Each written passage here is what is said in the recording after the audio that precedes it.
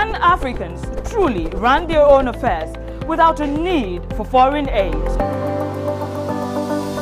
Do you have absolute confidence in the ability of security agencies to come to your aid when you need it? Do the emergency lines in this country even work?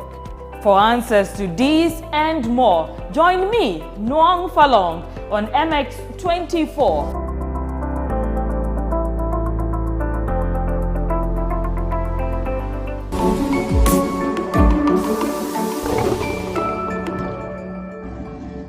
Unique, contemporary, engaging. Introducing the ultimate talk show that captures, scrutinizes, and stirs up conversations around relevant content across the globe. We talk to the movers and shakers in the tech, youth entrepreneurship, creative arts industry, and many more. Join me, Kwame A. Opoku, usher you to the realm beyond the headlines, new tech releases, trends, and clicks. It's going to be a fun ride on MS Conversations.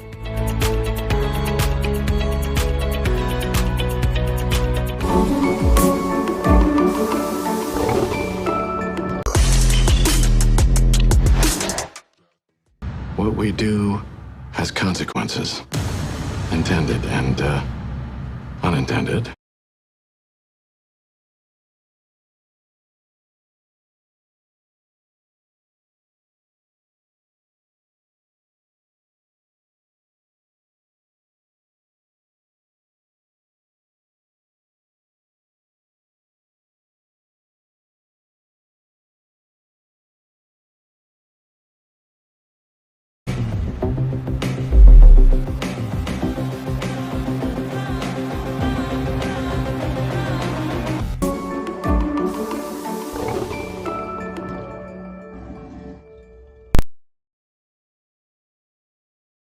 Themselves like never before, creating the largest continental market the world has ever seen. On the Single African Market program, we will show you how products and services will be crossing barriers as the continent and its people embrace a single market in a sustainable manner for growth and development to meet targeted UN development goals. Congratulations, Your Excellency. Get the latest update on all opportunities from the Continent's Trade House. Know the success stories and how challenges are being addressed. Africa is ready to trade among itself and the world, so are the people. The Single African Market is the voice of businesses that trumpets the vision of Africa everywhere in association with the Government of Ghana, CFTA Secretariat, International Chamber of Commerce, Business for Peace Foundation, GIZ, UNECA, and UNDP. All new on MX24.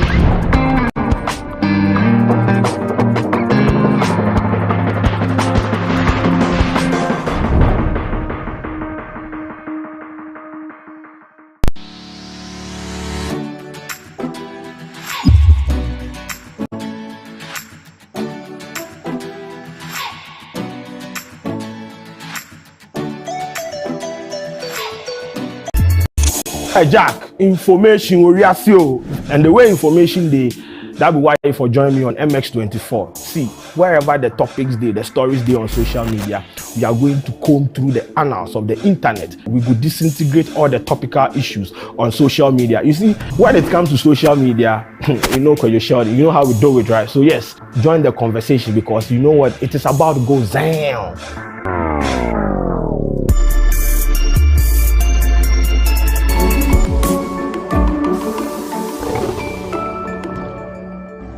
The game we love and cherish has seen players whose names first hit local headlines now become heroes idolized by fans. My name is Selwyn Saki. and I bring you fresher sports news, Junior, who gets a run and scores. Detailed analysis of the big names with your favorite pundits, both local and international, right on here on MX Break Sports. Highlights, interviews, features, and much more right here. Striking and keeping clear of the other Red Bull. Join me on MX Break Sports weekdays at 2 p.m.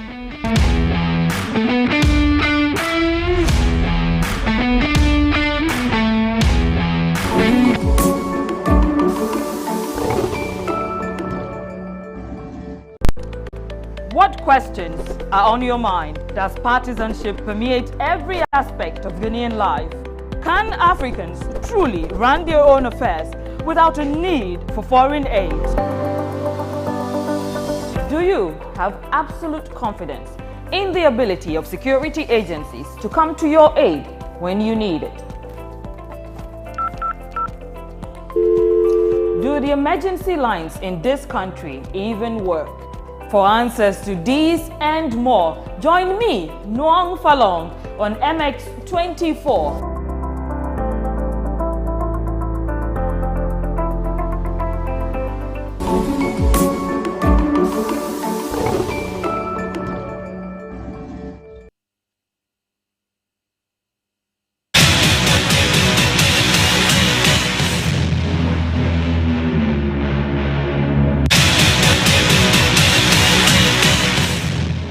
Okay, many thanks for staying with us right here on MX24 television. We are coming to you live from our studios here at Silicon Square, this Legon in Accra. My name is Kwabna Chenchen Hineboating. It's time for opposing views, like I mentioned earlier.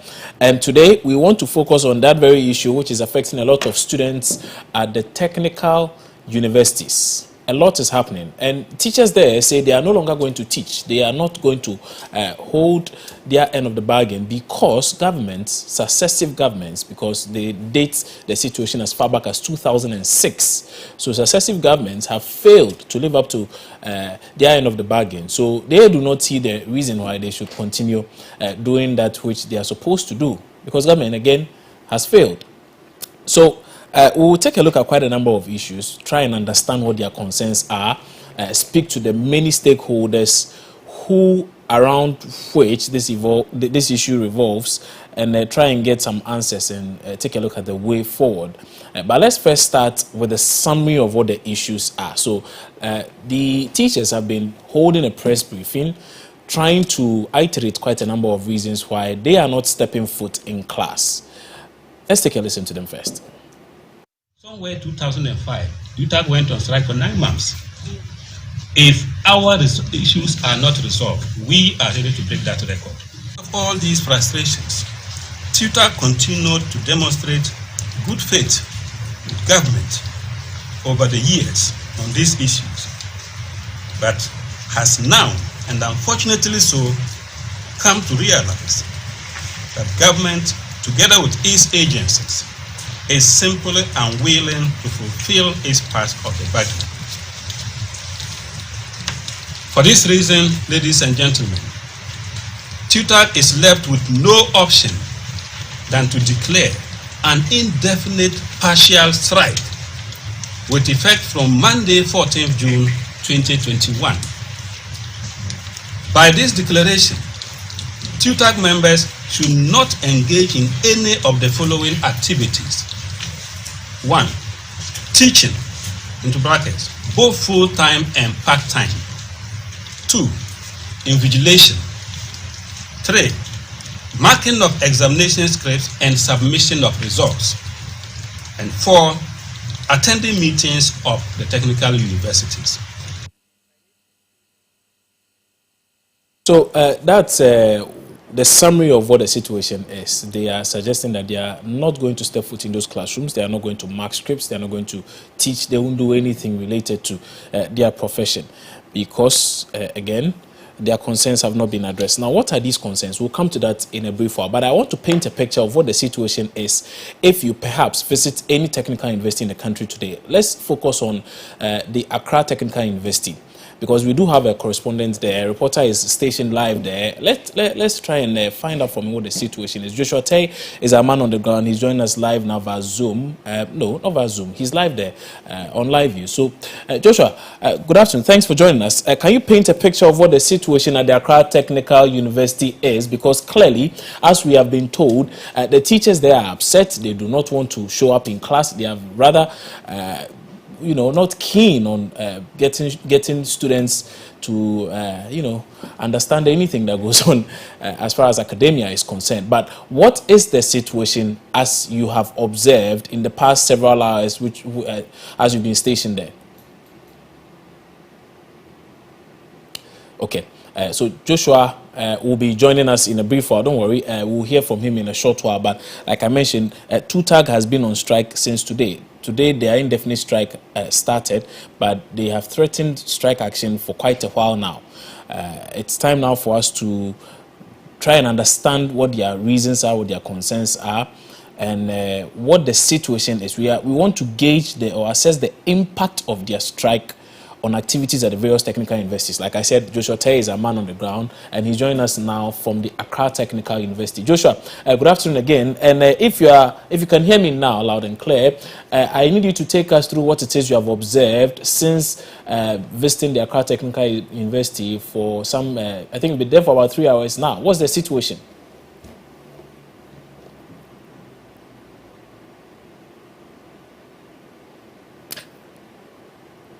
Joshua, yes, I can hear you now. I'm saying that if you can also hear me, I am suggesting that if you're able to paint a picture of the situation at the Accra Technical University for us right now, we'll be very much grateful.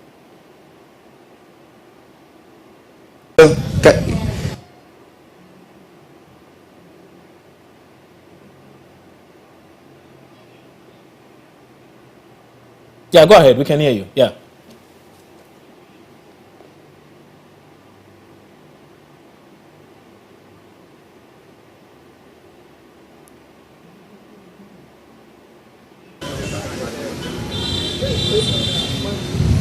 Hello. Yes, go ahead, Joshua. We can hear you. Go ahead. Paint a picture of the situation at the Accra Technical University to us right now, if you can. Okay. Yeah. Okay. So I'm at Accra Technical University right now, and when we got here, the situation is not. Hello, can you hear me?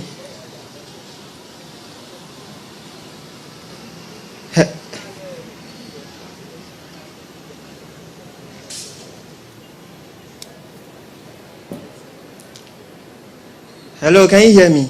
Joshua, go ahead. Go ahead. We can hear you loud and clear.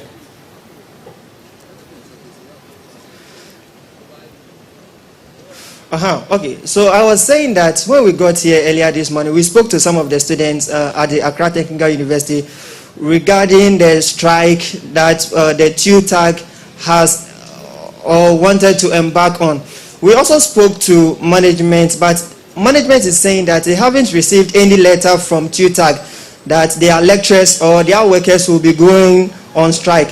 So for management of Accra Technical University, their lecturers are going on, and we asked if there have been any routine check to see if really they are going on, and they said yes, they did a routine check this morning, and their lecturers are really teaching. So some of the students we spoke to are saying that some of them had online lectures this morning, and the lecturers came. I also have some of the students here on standby who would be talking to us and painting a picture of what is going on here right now.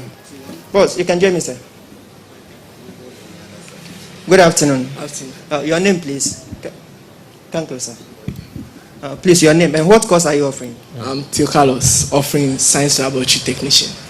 So, what has the situation been on campus today when you got here? I think the atmosphere there is very cool. We are not seeing much of a strike thing. I don't think it's even working here, because when we came this morning, we've had a lot of lectures, and very soon we'll be going to the second class. So I think here now it's not all that severe. So, but if it's about to happen there, I think we have to do something about it, because we are level 100 students and we know what it will cost us. We've paid school fees, our parents are expecting results. They don't want to end up destroying our whatever we want, achievement, or whatever we brought here with. So I think they should work hand in hand and help us with this strike thing. Yeah. So the turnout on the part of the students, those that are supposed to be on campus today, is it all of them that are here, or you could say that there is a reduction? Yeah, there's actually a reduction because not all of them that are here. I think some of them earlier this weekend they've heard a lot of things like there will be a strike, and so due to that process, a lot of people didn't come. I think the serious ones came in today, so the non-serious one didn't mind to even find out from the coordinators whether we are coming or not. So there has been a reduction. Yeah. Cinnamon, good afternoon. Your name, please, and what course are you? SLT. That's my course. Okay. So are you aware of some of the grievances of the lecturers? Grievances? Yeah. I don't think so. But I think this strike thing will really affect them a lot. Like, they being coming to school and not seeing students around. It's also like any grievances or they will feel. So, yeah, that's all. But some of the reasons why they want to embark on the strike, you are not aware of that? No, I'm not. Okay, so what do you think would be some of the things you would suffer should they embark on the strike as a student? Okay, let me say, as my brother said, you are level 100 student. So if this strike is really forced or come on. I think we have a fair idea what the situation is in the Accra Technical University. So we will proceed on that tangent and then try and introduce our guests for today's show. Before we start, though, I need to let you know that whether or not you are embarking on a strike or you are still at work or doing anything productive, you have to eat. So if it's lunch, the simple question we often have for you is, what have you eaten today? Now, our friends at the Free Age Restaurant and Bar want to be sure that you've taken care of your food needs today. So try as much as possible to choose from their wide breakfast, lunch, or supper menu options, and you'll be glad you did. Locate a Free Age Restaurant and Bar at East Legon on the Boundary Road, close to the new roundabout, which we call the MX24 roundabout, or give them a call today on 0246 080 925 and eat something good today. Remember, the number is 0246 080 925. If you are hungry and you want to place an order for a very hot meal this afternoon, a Free Age Restaurant is the place to be. Let's delve into our conversation. Now, today, our guest for the show will be Dr. Akrugu Brigandi, who is president of the Technical Universities Association of Ghana, TUTAG. Also, Ofosu Asamoah, the executive secretary for the National Labour Commission, as well as Ni Amadi, who is an educationist. And then also Austin Game, a labour analyst, will join us and help us appreciate the concerns being raised by these persons currently. I'll start off, though, with the educationist and try and assess what kind of impacts such a move may likely have on academic work. Of course, we may have our own views on what the situation may be and how such impacts may be, but of course, he's the expert, so let's hear from him. Nyama, good afternoon again, and thanks for joining us right here on Opposing Views. How much of a problem will these teachers and their decision to not step foot in class, how much of a problem would that be on the academic work of these students? Thank you. Good afternoon. Right. I mean, strike in educational institutions in any form must not be countenanced at all, because as you can tell, our academic calendar is already changed. It's already changed due to the COVID pandemic, and we are still trying to bring it to what we know in a July year starting point, So I don't think that we should be in a very good position or any good position whatsoever to go through any strikes action. So I am not happy about it. But it has been the case, just like the documentary you played or the clip you played earlier, that it has been the case that the issues of strike in our technical universities, then polytechnics, has become once too many. I mean, there was time that the teachers go on strike, and then when they return, the students also go on strike. And so in a whole academic year, you can count how many times they've been in the school. To the extent that at the time when they were awarding HND, Higher National Diploma, it became a real challenge at the job market. And even graduates of HND will tell you that they are not so recognized as their colleagues with a degree. And sometimes they don't even find their place very well in a place of work. So I think that going forward, it should be a burden. You see, it should be a burden on the management and the lecturers of the universities, just so that they can rise to the standard of where their students, first and foremost, will receive that much needed recognition on the job market. Because at the end of our education, we want to work. And the hope of every parent or family or even student who enroll in the university is that they will finish and be gainfully employed.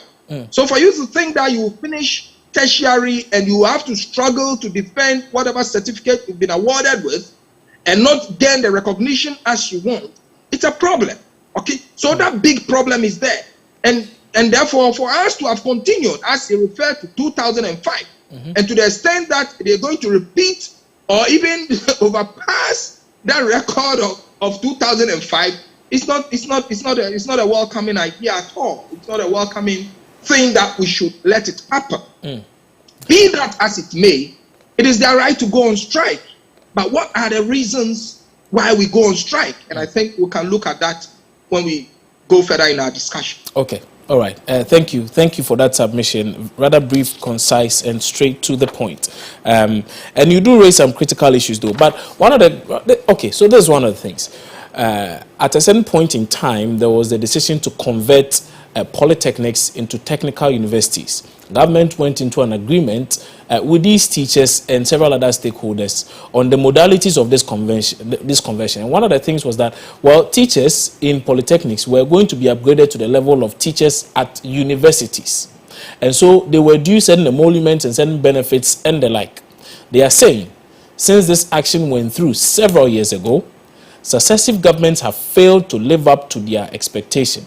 They have raised issues time without number as to why there's the need for this issue to be resolved, but it appears it keeps falling on deaf ears. Are they to be blamed for their decision to now demand what is rightfully theirs? No, I don't think so. Because if you make a promise, then the onus lies on you. I mean, to make sure that you make due on the promise that you've made to the teachers, as it were. So I think they are not wrong. But then we have to look at the situation. We have to balance the issues. So one, it is not wrong for them to demand what they've been promised to. And then two, have they done the things that is required of them in order for them to demand what they demanded? So there are two things. One is you have been made a promise. Two is, have you done what you're supposed to do in order to make the promise? And let me admit that I'm yet to read the full document of the transition process, what goes into it. But per my understanding, if you say you elevated polytechnics to technical universities level, and therefore the conditions of services of university must equally be given to teachers of technical universities, then you have to look at the ingredients that makes the conditions of service for teachers of what universities. And one is what you want to look at are the papers to publish. Are they publishing, as it were? Two, you want to look at the contact hours. Three, you want to look at research. You want to consider innovation. Okay, and then you want to situate it all in the technical university space. To see that are they doing exactly what their counterparts or their colleague lecturers in the universities are doing. Then if that is so, then we can make a full claim that when you made promise to give us this amount of money, when you said you have elevated us to the status of university level, the things that you outlined for us to do, we have done it. As we speak now, how many technical universities publications do we have that is publishing technical innovation, breakthrough, groundbreaking research? You see, I want to make it holistic so that it does not become one thing of demanding because you have been told you have been elevated, and leaving the aspect of the things, the ingredients that goes into the qualification apart. So that even in their promotion, how many articles are they doing? Is it the same as being done in the industries? Has that been followed? What is even their qualification titles? Do they also go through the PhD? Do they also go through the associate professorship to become full professors? I mean, is that what are those things? Okay, and have they been followed since they were elevated to that level? Then we can have a holistic discussion. But then again, I've said time and again that again with a reference to the technical university teachers, that successive governments have failed to adhere to promises that they've made to them, tells you that we cannot continuously leave our education in the political space. You see, if for nothing at all, if the national development planning fails in any sphere, just let's isolate education and have a national development planning which is very neutral to education, so that the policies can be followed. Yeah. If we don't do that and we remain as it is, then we're going to have them continuously pointing to successive governments who have failed to adhere to certain promise. If it wasn't so, they would be talking to the national development planning on education. And I think that is where we have quickly got into, and we have to do that. Okay. Good points there. I want to now take us through that very press release by the Technical University Teachers Association of Ghana from their National Secretariat. And so if you'd indulge me, I'll gladly read bits and pieces of it. Perhaps maybe I should even read it verbatim.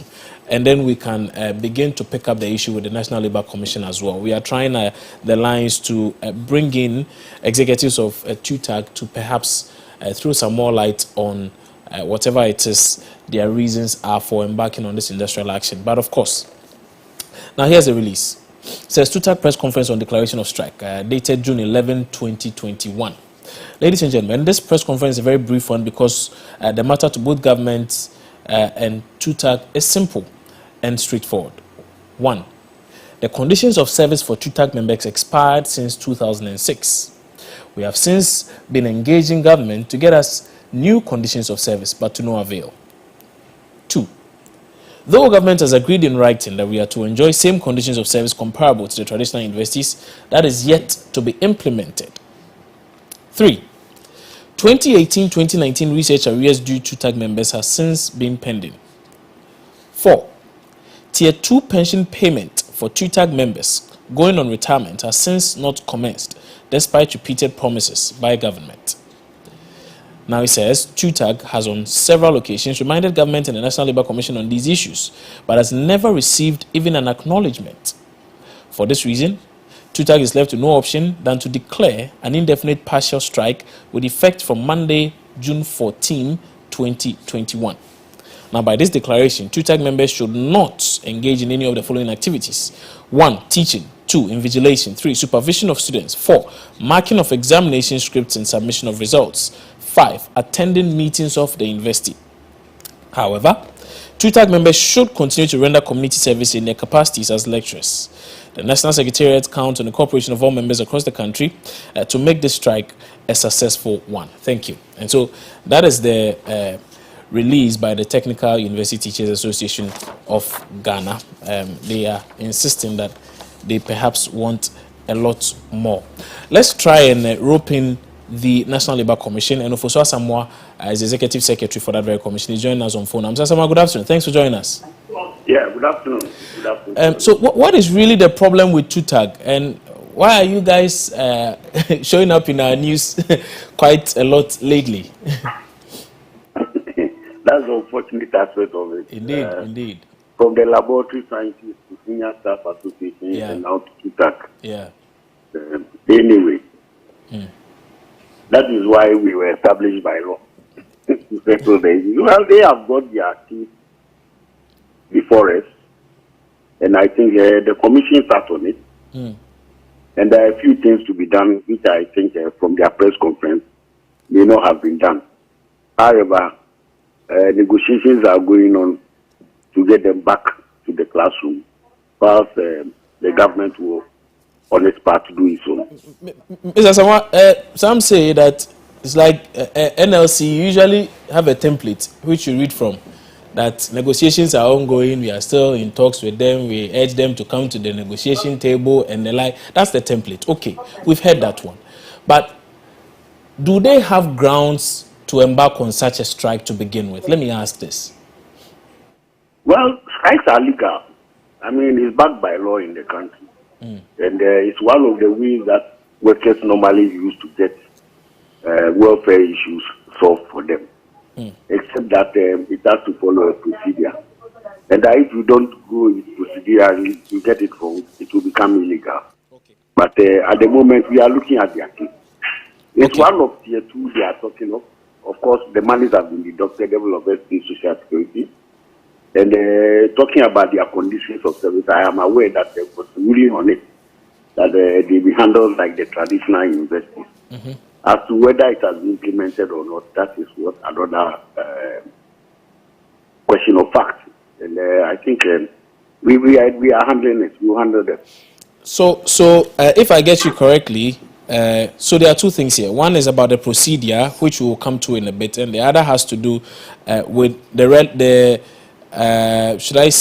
relevance of their claims.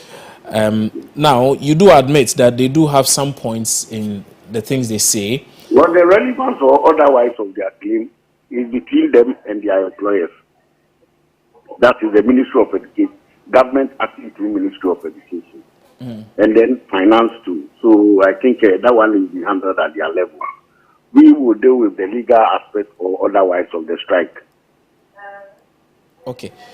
But you do say that, of course, you would want to get them back into the classrooms. You would want to have them perhaps around the negotiation table once more, correct? Yes, that is true. On but Wednesday. If you are trying to have them around the negotiation table on Wednesday and you are not even sure whether the claims they speak of are credible and have been dealt with, then how do you negotiate with them? Because they are saying they've not received it, but you do not have information as to whether or not their employers have done that. For Wednesday. So we are taking today, tomorrow, to see the government and the employer sides to see what is happening. So who are those supposed to be around this table on Wednesday? That is the Fair Wages and Salaries Commission, the Ministry of Finance, Ministry of Employment and Labor Relations, and Ministry of Education. Okay. All right. And the whole idea is to try and get them to withdraw this partial strike. Okay. And more importantly, have the problem solved. Okay. You speak of procedure. Have they breached any procedures? Did they serve you notice that, you know what, these issues have dragged for so long, we think we cannot contain it any longer, our members are agitated, for which reason we are declaring a strike action? Did they brief you? Did they mention anything to you? Yes, they gave us notice. Okay. They gave us notice, yes. Okay. So they haven't aired procedurally, have they? For now, no. For now, no. Great. Okay. Kindly hold on for me. Let me bring in Dr. Krugu Brigandi. He's joining in the conversation. Dr. Krugu, good afternoon. Thanks for joining us, sir. Yeah, thank you for having me. Great. Doc, you seem to have a strong point when you say that you've been neglected for quite a while. The government went into an agreement with you, said it was going to do A, B, C, D for you. It still hasn't done that. But really, did you have to go on strike? In fact, strike is not anything pleasant to anybody. When we are on strike, it even affects us, the lecturers. But when you get to a point that you have no alternative, then you just have to go to the ultimate to solve your problem. What have been the interventions you've employed or the strategies you've employed in times past which perhaps have failed, the reason for which you are resorting to a strike action? One, we presented this issue to the Labour Commission in 2019. They invited our employers and gave a ruling that they should put us on the existing conditions in the universities. Government failed comply. We wrote back, we complied and then called off our strike and went back to wait. For many months, nothing happened. We wrote a letter to the National Labour Commission reminding them that government has reneged in its duty to comply with their ruling. We never got any response. This last one, we had a Congress and came out with a communique, presented it to the National Labour Commission on the 1st of June, notifying them of our intention to go on strike as mandated by the labor law. We never got a response. Till when a draft of our first statement, a draft that was not yet even signed, no name, found its way through social media to the National Labour Commission. Then they found it necessary to respond by asking us to refrain from strike, whereas the official communique we submitted to them was not worthy of response. We will get on this. But in any case, as we speak, TUTAG has not violated any law because the law states that notify them in giving 7 days notice. We've done that. The law further states that you cannot be on strike when negotiations are breaking time. Today is Monday, tomorrow is Tuesday. Mediation or negotiation or arbitration hasn't started. So we have not breached the law. Okay. Doc, kindly hold on briefly for me. Let me just get a quick reaction from the NLC. And Officer Samoa is with us still. Mr. Samoa, so he tells us that in 2019, there was a similar incident. You called them around the table. You promised to fix certain problems. Those problems were never fixed. And now they are going on strike. You are calling them around the table again, promising them that things will be fixed. What is the guarantee? Why should they have any confidence in you at all? They should have confidence in us because 2019 they came before us. The commission gave directives. And then if a court gives a directive to one party and the party has not complied, it is for the judgment creditor to apply to the court for enforcement. So if you came before the commission gave a directive that government or education or any other person should do something and has not done. It's an application for enforcement. Anyway, I told you that I've been trying Dr. The doctor, I'm not getting him. So tell him I'm still waiting for him. I want his call so that we can talk. I have a few more questions for Dr. Krugu. But since you've been trying to reach him and you've not been successful, there's opposing views. We are pitching you against him right now. Whatever it is you want to say to him, kindly feel free to do so right now. No, can you hear us? I don't want to engage him on air. No. So it's not a banter of any sort. They have raised legitimate concerns. You seem to have some initial responses to some of these concerns. Dr. Krugu is on the line listening to you. Please go ahead and speak to him. So, Doc, I'll plead with you to, have a word with your members to go back to the classroom and do all that you've been doing. God willing, when the commission will go into the matter and get things right. It's a humble appeal. Doc, did you hear him? Yes, I've heard him.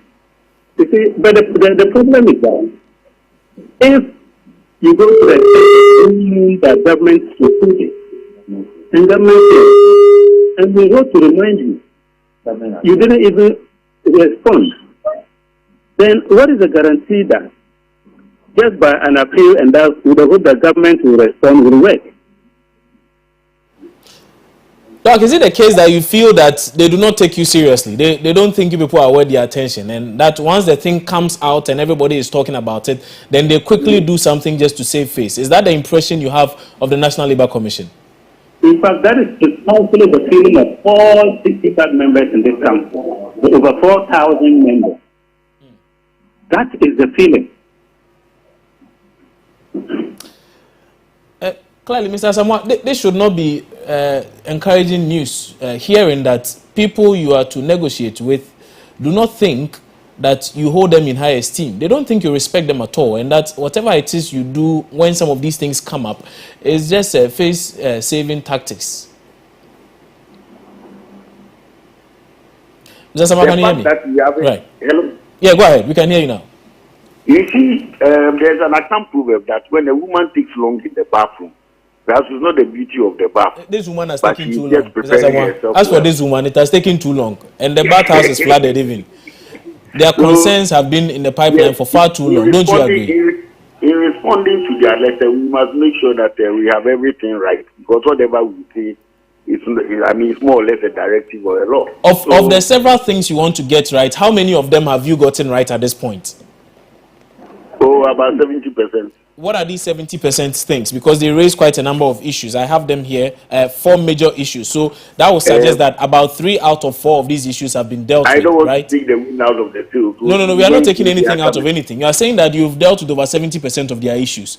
Now they speak of 4 major things here. 70% of these 4 should give us about 2.5, roughly 3. When the committee has given a directive to that effect, we are here to the conditions of service.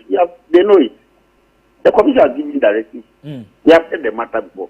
What they have now is that the directives have not been complied with. That is what they are talking about. Okay. They are not talking about the National Labour Commission issuing an order, a directive, or a ruling.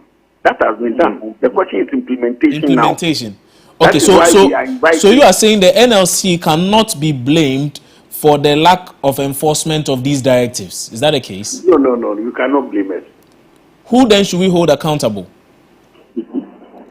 That is what I'm saying, that if we give a directive in a particular direction and it has not been complied with, it's the party in whose favor we made the decision to apply. So we should blame the teachers for failing to ensure that they have taken that which is rightfully theirs. I will not blame them. So who then should we blame?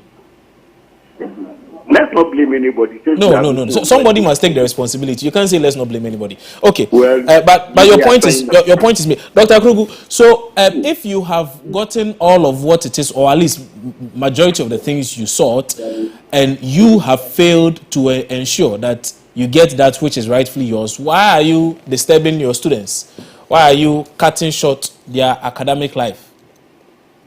Well, I must say that the question should be, why is government helping tutors and their students? Because nobody enjoys going on strike. As I speak, I myself, I have my ward in the technical university. I have paid the fees, she's back to the house. And the same with many technical university teachers.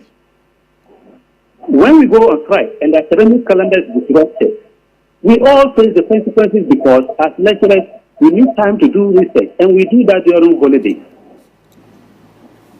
Hello? I see. I'm here, I'm listening to you. So we are all bearing the brunt of the strike. So we are not intending to punish our students. It is the government that is punishing us and our students. Okay. Kindly hold on for me. I want to wrap up with Mr. Fosu Asamoah so that Austin Game can join us. Mr. Fosu Asamoah, so the way forward, according to you, is that on Wednesday, you are going to have them around this table and try and reach an amicable solution.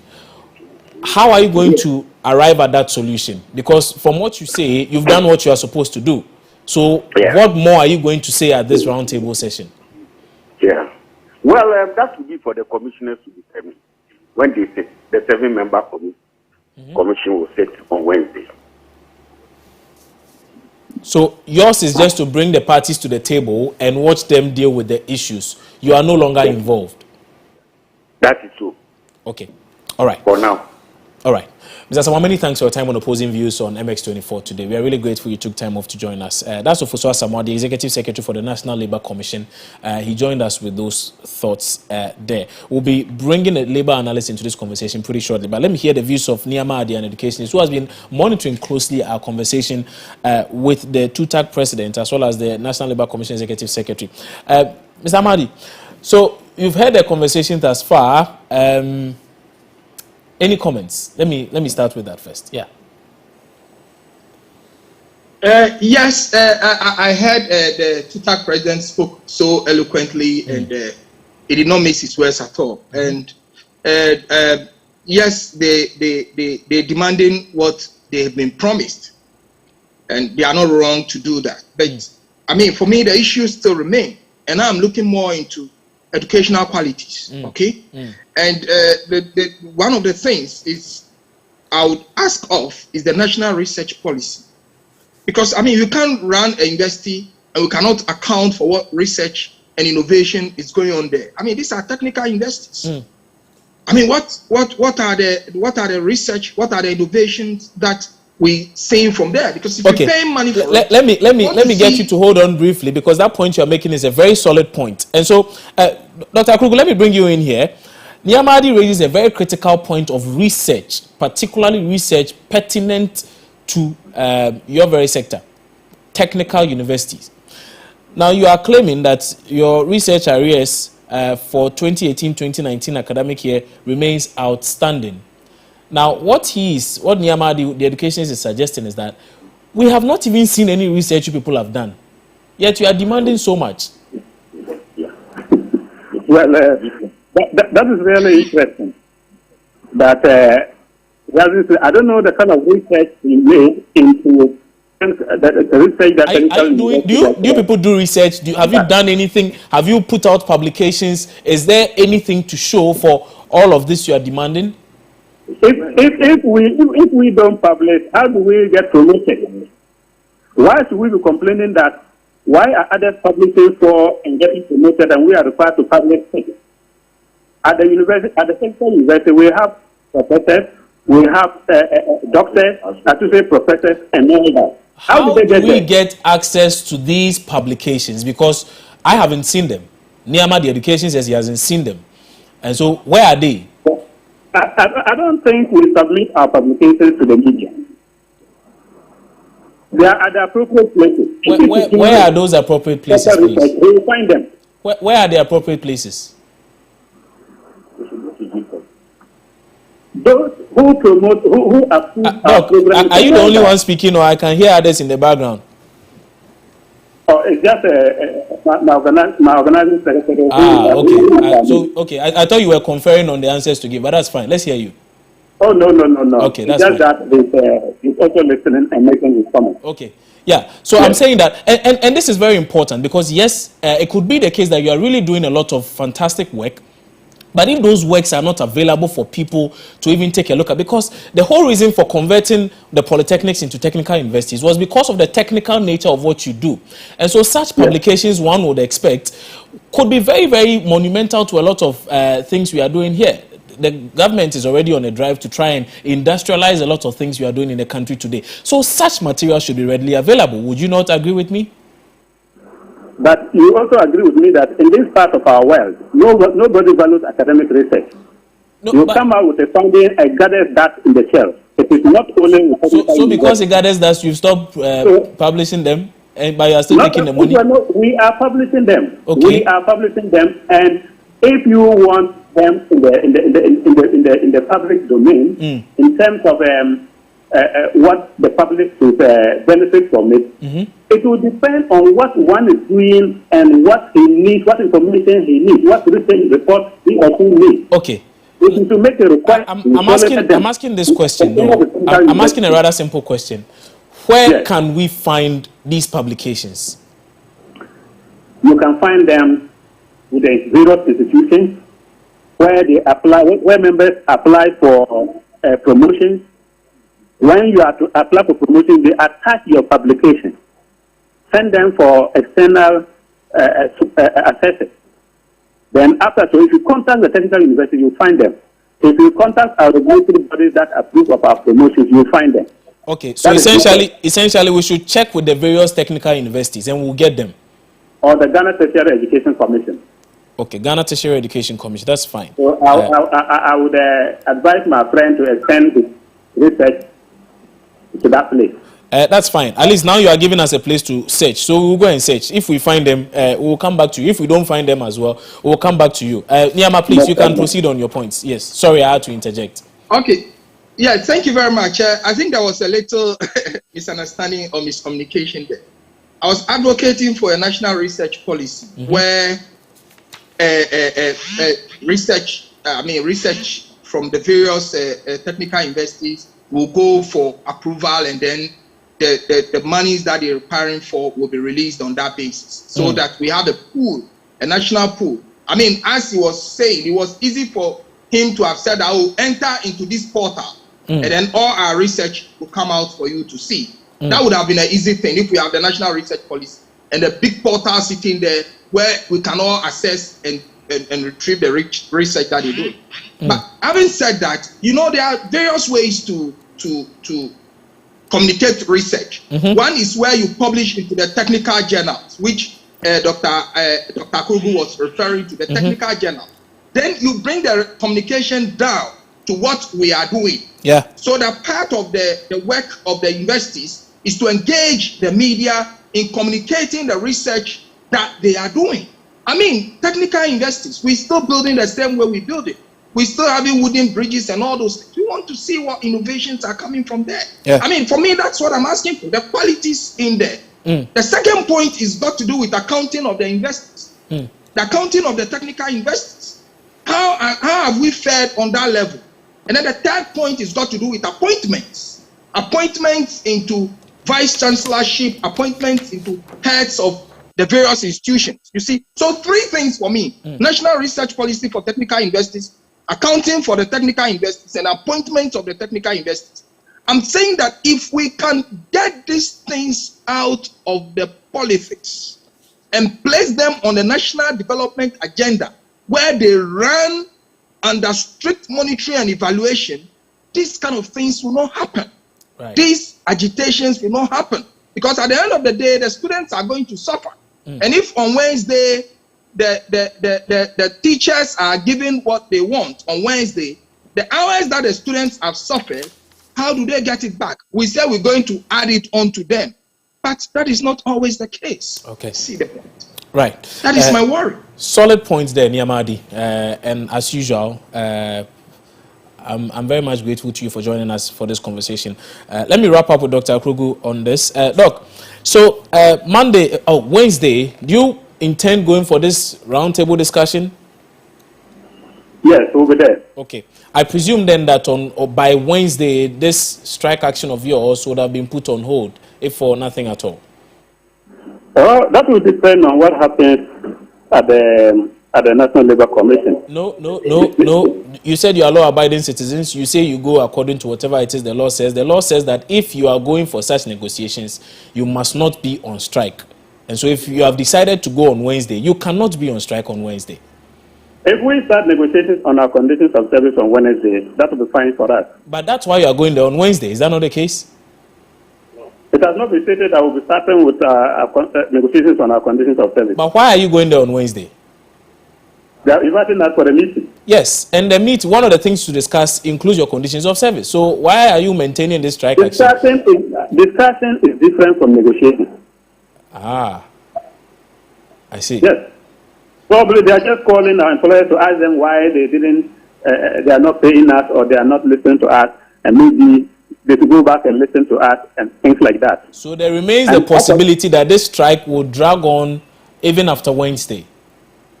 I cannot say until we meet on Wednesday. I'm only asking of the possibilities. Is there a possibility of this strike dragging after Wednesday? I cannot say it's possible until I get back to Congress. Okay. Okay, let me leave it here for now. But Doc, many thanks for joining us on Opposing Views today. Dr. Krugu Begandi, he's president of the Technical Universities Teachers Association of Ghana, TUTAG, and they've iterated a number of concerns they want government to address. Let me quickly run you through those concerns. There are 4 of them. The first one is they say the condition of services for TUTAG members expired since 2006, and they have since been engaging government to get them new conditions of service, but that has not really yielded much. Again, they say that though government has agreed in writing that they are to enjoy same conditions of service comparable to the traditional universities, that is also yet to be implemented. In 2018-2019, they say their research arrears have also not been disbursed, and then their Tier 2 pension payment for TUTAG members going on retirement has since not commenced despite repeated promises by government. We've spoken to the National Labour Commission, who tell us that a number of these concerns have been dealt with. In fact, for even some of them, there have been court rulings to suggest that such things should be done. It is only the case that TUTAG has not ensured that these court rulings are adhered to, for the reason for which perhaps they are in this quagmire. But Trust MX24 will be keeping an eye on this situation, and we'll be following that very meeting on Wednesday as well. We'll be bringing you the very latest as far as it is concerned. As we wrap up on today's edition of Opposing Views today, though, I just need to remind you that the simple question we keep asking around this time is whether or not you have eaten. And if you have eaten, what have you eaten? Have you gotten any good food? No, perhaps not. If you haven't, then our friends at a Free Ace restaurant and bar want to be sure that you've taken care of your food needs today. Choose from their wide breakfast, lunch, or supper menu options, and do well to locate a Free Ace restaurant and bar at East Legon on the Boundary Road, close to the new runabout, which is the MX24 runabout, or give them a call on 0246 080 925. That's 0246 080 925, and eat something good today. My name is Kwabena Chenchen. The show has been produced by Marie-France Fojo, Jonah Eledi, as well as NS Senano Dovlo. Many thanks for watching.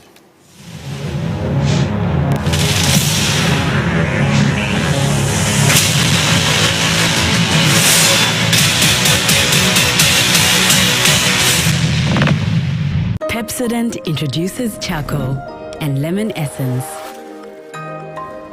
The unique combination of natural essences whitens teeth naturally for you and family, because every smile matters.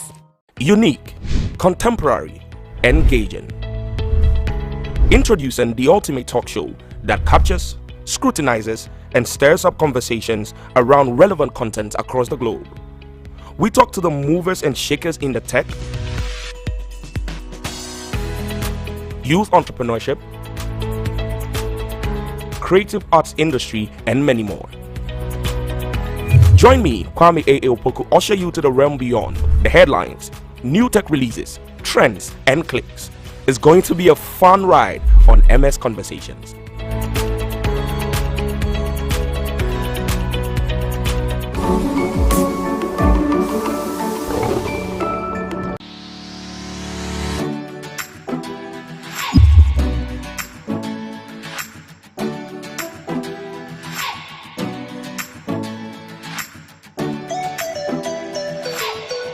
Across Africa, nations are beginning to trade among themselves like never before, creating the largest continental market the world has ever seen. On the Single African Market Program, we will show you how products and services will be crossing barriers as the continent and its people embrace a single market in a sustainable manner for growth and development to meet targeted UN development goals. Congratulations, Your Excellency. Get the latest update on all opportunities from the continent's trade house. Know the success stories and how challenges are being addressed. Africa is ready to trade among itself and the world, so are the people. The Single African Market is the voice of businesses that trumpets the vision of Africa everywhere, in association with the Government of Ghana, CFDA Secretariat, International Chamber of Commerce, Business for Peace Foundation, GIZ, UNECA, and UNDP.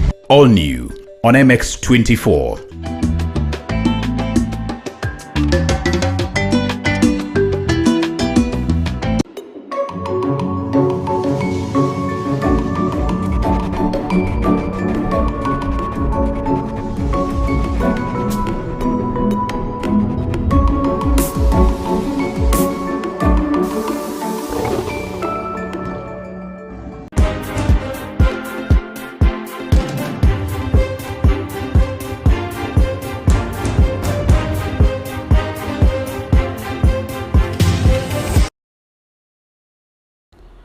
According to the quarterly statistical bulletin for Q1 of 2021 released by the Bank of Ghana, compensation of employees, which is a component of government expenditure, recorded a year-on-year average increase in the first 3 months of 2021. Expenditure on compensation of employees, which comprise of wages and salaries, social contributions, pensions, gratuities and social securities, appreciated from 6,499.81 million Ghana cedis in the first quarter of 2020 to 7